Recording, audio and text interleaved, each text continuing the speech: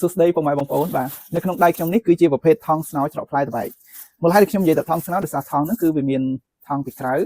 ស្នោពីក្នុងហើយនឹងកស៊ូនៅកមាត់វានេះបងប្អូនបាទកស៊ូនៅកមាត់វានេះបាទអញ្ចឹងនៅពេលដែលបងប្អូនទិញគឺវាបានបែបហ្នឹងបាទបងប្អូនដែលធ្លាប់ទិញបងប្អូនដែលធ្លាប់មើលគាត់យល់ទេតែបងប្អូនដែលគាត់ទៅតែស្គាល់ page របស់ខ្ញុំគាត់នៅតែឆ្ងល់បាទថង់ស្នោច្រកផ្លែតបែកហ្នឹងគឺវាមានថង់ពីក្រៅនេះហើយលក្ខណៈពិសេសនៃថង់ហ្នឹងគឺវាមានរុននេះបាទវាមានរុននៅខាងខួតវាបាទរុន3បាទរុនគៀន2គៀនសងខាងហើយនឹងកណ្ដាល1បាទហើយបងប្អូនសួរថាបើមានរុនអញ្ចឹងមិនសัตว์ល្អិតចូលទេបាទរុននេះខុសពីរុនដែលយើងចាក់ពីគៀនតែរុននេះគឺរុនតាមធ្នេបងប្អូនដែលប្រើថង់ដឹងហើយបាទថង់វាមានធ្នេនៅគូតវាថង់យើងធម្មតាធ្នេវាចិត្តប៉ុន្តែថង់នេះគឺចេញពីរោងចក្រមកវាមានចំហធ្នេហើយសួរថាធ្នេហ្នឹងបើសិនបើយើងនៅធម្មតាមើលអត់ដឹងថាមានប្រហោងទេបាទមើលដឹងថាមានប្រហោងរហូតដល់មានអ្នកខ្លះដែលគាត់ទិញតិចតួចលក្ខណៈគ្រួសារខ្ញុំប្រាប់ថាថង់ហ្នឹងមានធ្នេពីក្រោមដល់ពេលគាត់យកទៅគាត់ថាមិនអត់ឃើញមានប៉ុន្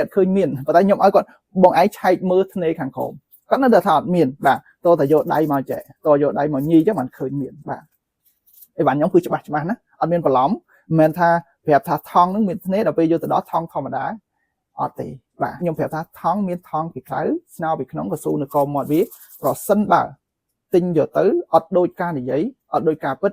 ការលក់របស់ខ្ញុំគឺទទួលខុសត្រូវ 100% ប្រសិនបើមានបញ្ហាអីទៅលើទំនិញខុសគុណភាព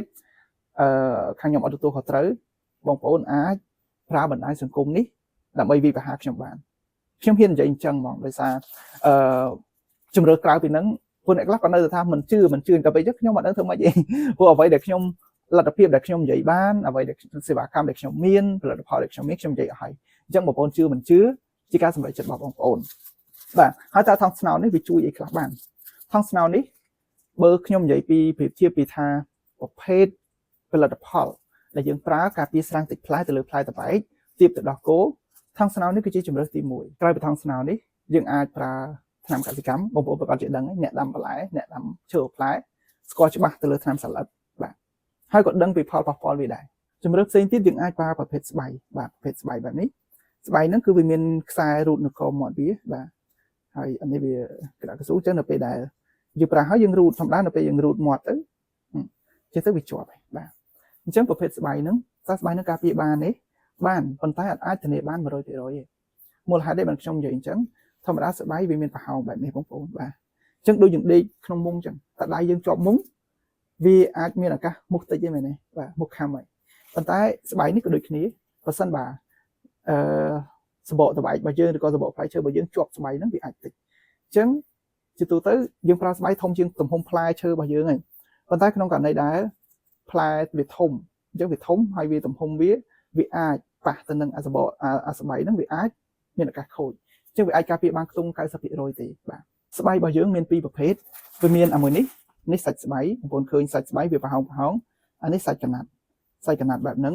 បងប្អូនមើលសាច់កណាត់បែបហ្នឹងគឺវាអត់មានប្រហោងទេបាទអញ្ចឹងគឺយើងលក់ជាដុំបែបនេះបាទអញ្ចឹងអានេះប្រភេទសាច់ស្បៃអានេះសាច់កណាត់ហើយបើបងប្អូនចង់ទិញមួយណាក៏បានដែរជំរើសមានតាំងពីថង់ស្នោមានតាំងពីស្បៃអញ្ចឹងបងប្អូនយកមួយណាគឺជាការសម្រេចចិត្តរបស់បងប្អូនហើយបើសិនបងប្អូនសួរថាមួយណាល្អជាងខ្ញុំឲ្យបន្ទុកថង់ស្នោគឺជាជំរើសទី1ប៉ុន្តែក៏នៅតែមានអ្នកខ្លះគាត់ចង់ប្រើស្បៃខាងខ្ញុំអត់មានខាងខ្ញុំអ្នកលក់ក្នុងនាមជាអ្នកលក់ឲ្យតែមានការទិញគឺខ្ញុំលក់ឲ្យប៉ុន្តែខ្ញុំគ្រាន់តែប្រាប់ថាស្បៃនេះមិនអាចការពារបាន 100% ទេបងប្អូនសម្រាប់ចិត្តទិញមួយណាក៏ខ្ញុំលក់មួយហ្នឹងប៉ុន្តែគ្រប់ផលិតផលរបស់ខ្ញុំគុណភាពវាប៉ុណ្ណាខ្ញុំប្រាប់ប៉ុណ្ណឹងបងប្អូនជឿមិនជឿជាការសម្រេចចិត្តរបស់បងប្អូនអរគុណចង់ដឹងព័ត៌មានបន្ថែមអាចទាក់ទងតាមលេខទូរស័ព្ទខាងលើបាយបាយ